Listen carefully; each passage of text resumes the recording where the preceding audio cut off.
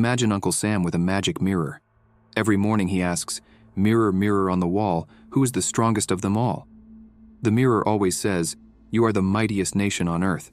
But recently the mirror adds, "Sir, you are still the strongest.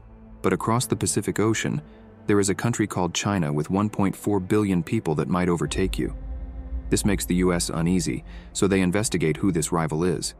China's GDP is $17.96 trillion, which is still $7.499 trillion behind the US. To become the world's largest economy, they would need to be bigger than both Germany and India combined. This seems hard, but a simple calculation shows why the US is worried. From 2010 to 2020, China's economy grew by an average of 7.9% each year, while the US grew by only 2%. If this continues, China's GDP could match that of the US in about 8 to 9 years from 2021. China is already a manufacturing powerhouse, dominating industries like electronics, steel, and construction. The US even funded an Australian think tank to study China's advancements. The results were alarming. China leads in 37 out of 44 important and new technologies, including electric batteries, drones, hypersonic weapons, nanomaterials, and 5G/6G. The US leads in only 7 areas, like semiconductors, vaccines, quantum computing, and space launch systems. This study showed a big gap between China and the US in technology. China's lead allows them to control the supply of important technologies and create better future products, which could even include new military tech that might reduce the US military advantage. China has long aimed to be a world leader in science and technology.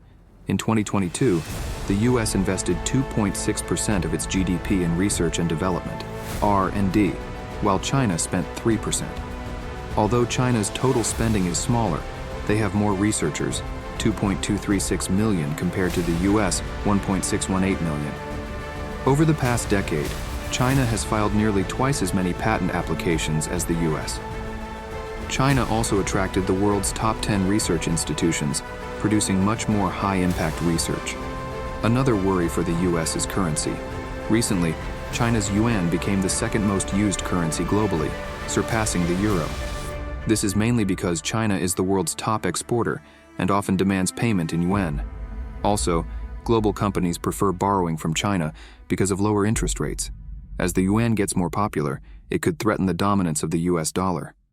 In 2017, former President Donald Trump started a trade war, imposing 25% tariffs on nearly half of Chinese goods exported to the US, worth $250 billion. He accused China of unfair trade practices, including espionage, data theft, forced technology transfers, and currency manipulation. These tariffs aimed to reduce trade deficits and losses, but mainly sought to curb China's growth. Former U.S. Treasury Secretary Larry Summers admitted that China's tech leadership was due to massive investments in basic science, not theft of U.S. assets. Trump also restricted dealings with Chinese tech companies like Huawei and ZTE, and urged a boycott of TikTok and other Chinese social media. When President Joe Biden took office in 2021, he continued these high tariffs and took even tougher measures. This included banning semiconductor exports to China and asking the Netherlands and Japan to join. Semiconductors are crucial for AI, supercomputers, advanced weapons, and more. Biden's ban forces China to develop its semiconductors, a process that could take decades. However, the situation would change if China were to take over Taiwan, the world's leading chip producer.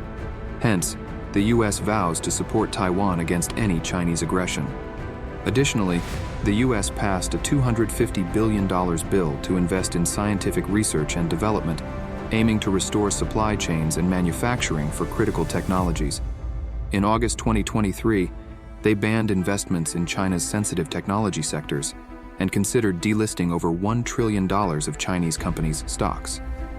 The U.S. also limited the number of Chinese students in tech and engineering fields and arrested Chinese scientists on espionage charges without solid evidence. Besides strategic plans, the U.S. uses unconventional methods, like proposing $500 million to global media agencies to discredit China on social media.